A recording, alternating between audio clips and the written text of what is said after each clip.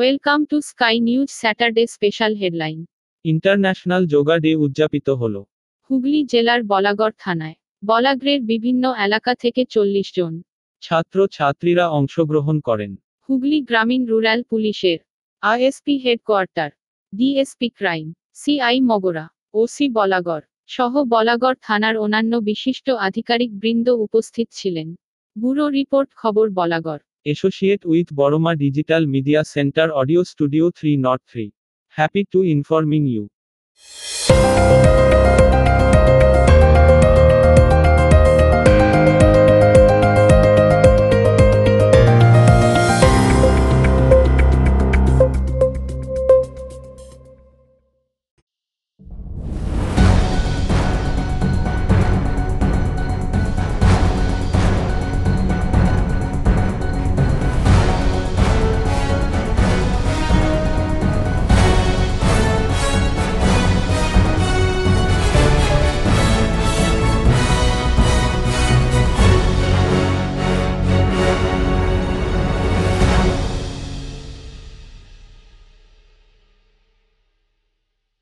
আন্তর্জাতিক যোগা দিবস আজকে এটা পালন হলো, তাই তো?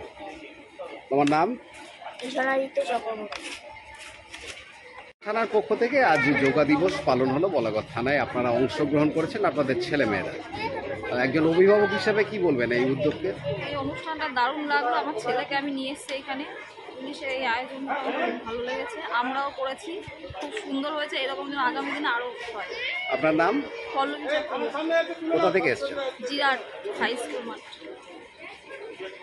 আজকের অনুষ্ঠানটা কি ছিল? দেখুন, আন্তর্জাতিক যোগা দিবস আছে, তো আমাদের হুগলি জেলা পুলিশের পক্ষ থেকে আমাদের বলাগড় থানাতে আছে 40 জন বাচ্চা যারা এখানে যোগার প্রদর্শন করলেন।